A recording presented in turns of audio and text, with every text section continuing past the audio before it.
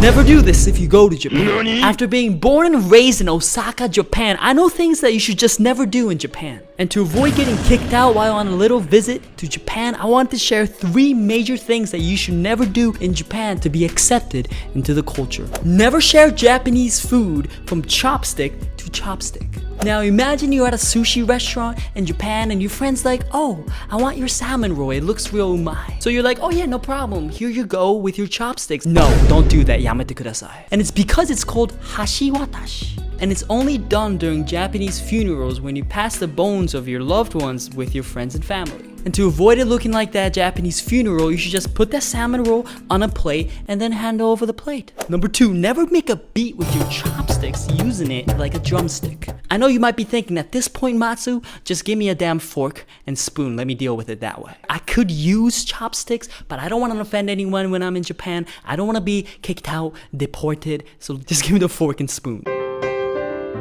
At the end of the day, I get it. If you ask for spoons and forks, they will give it to you. You can just say, ah, sumimasen, chotto, fork to spoon arimasu ka? Ah, sumimasen. And they'll just give it to you. Say sumimasen. When in doubt in Japan, excuse me, sorry. It solves any problem. You can say anything if you say sumimasen.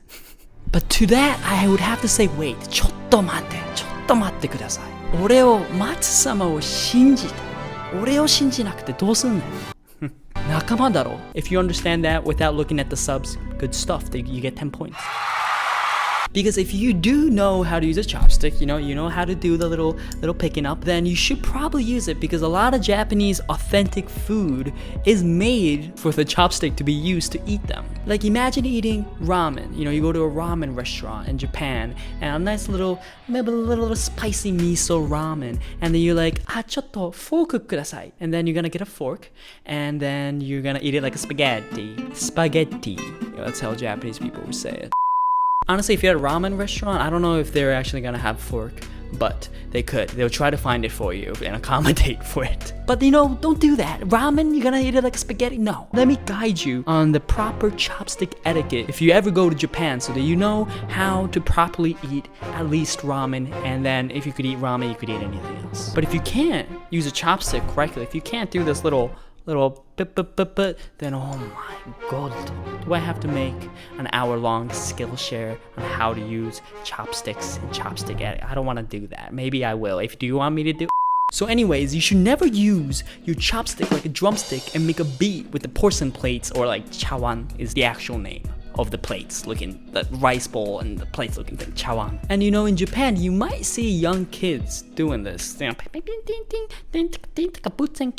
the kids are doing that, obviously the parents will be a little bit upset. They'll be like, "Nani shite no anta? Chotto yamete. Chotto kowai yo. Chotto yamete." But one of the legitimate reasons why you shouldn't do this, it's not just manner. It's not that you just look a little sloppy like a child. No, there's actually a legitimate superstition. Japan is a pretty superstitious country. It's an old culture, has old sayings. And one of the superstitions, most of the superstition actually has to do with ghosts, spirits, and this devilish kind of thing. It's kind of like, the Jujutsu Kaisen spirits. Are they ghosts? Are they spirits? Are they devils? Somewhere in between that. And one of the superstition quotes is chawan wo tataku to gaki ga deru. And chawan, is the rice bowl thing, the little porcelain rice bowl thing. Wo is a particle between a noun and a verb. Tataku means to slap or make a sound with or hit. Might make more sense. Gaki is literally a noun for a starving demon. Apparently a demon that is hungry to eat humans. And then kuru means to come. So a starving demon will come if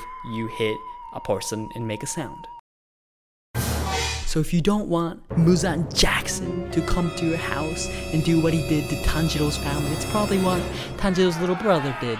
He didn't watch the video from Matsu-sama saying, hey, maybe you shouldn't smack that porcelain chawan, and you don't want Muzan Jackson to come to your house. No, he didn't watch my video. He didn't listen to me. So look what happened. Nezuko's a half a demon.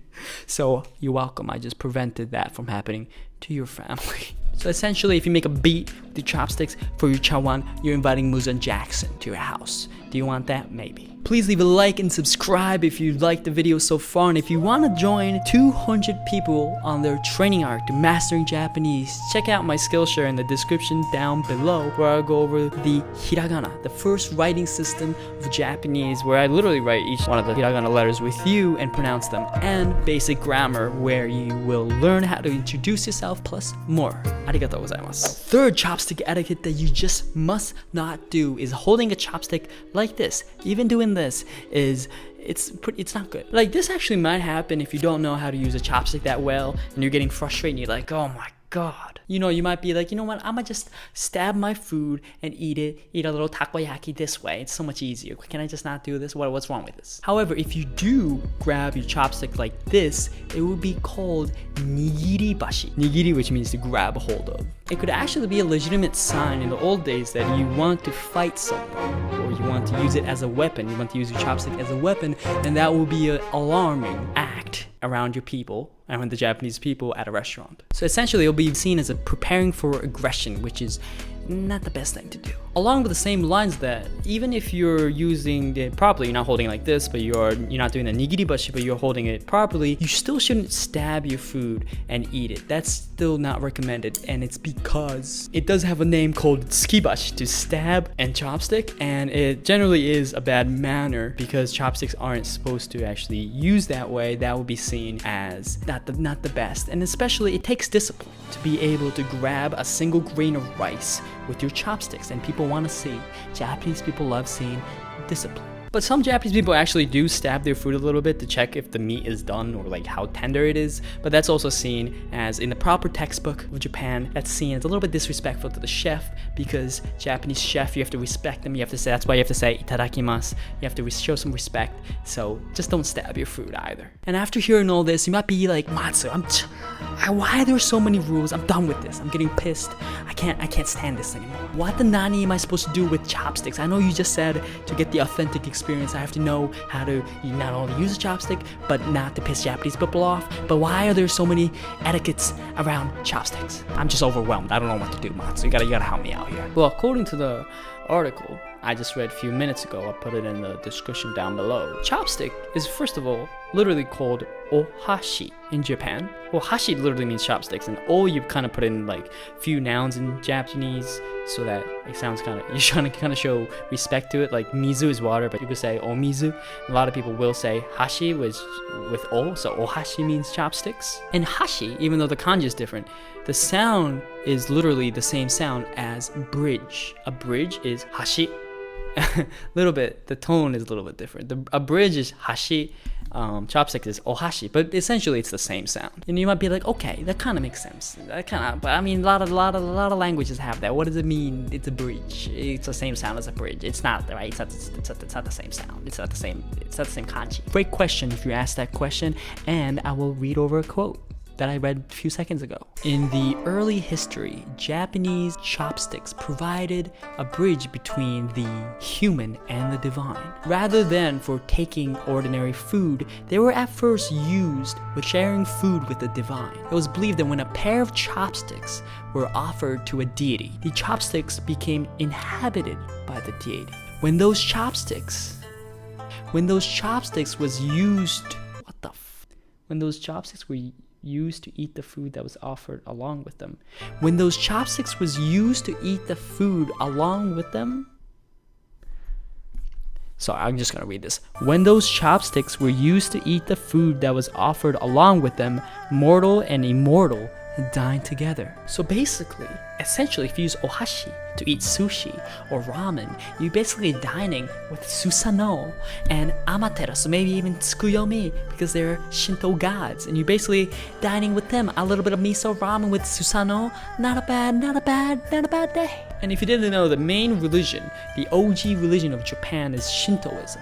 And Naruto's gods, like Tsukuyomi, Amaterasu, Susanoo, is all Shinto gods. And even a decent amount of Jujutsu Kaisen is based off of Shintoism. Shintoism and a mix of Buddhism as well. And Shintoism essentially is a polytheistic religion. There's like 8 million gods, you can't really name them all, and they kind of believe that things are inhabited by gods and you have to respect things just as much as living things. That's kind of like essential. There's no, it's a little bit loose of a religion, but it's kind of cool. It's culturally infused. And in the article, it also said that unlike their Chinese precursors of uniform thickness, Japanese chopsticks are tapered along their length. The chopstick used for ceremonial purposes are tapered on both ends. Akira Izu, he's a professor for Kyoto University, said, "The gods said, one end is for you, and one end is for us." So now, hopefully, it makes more sense on why there's so damn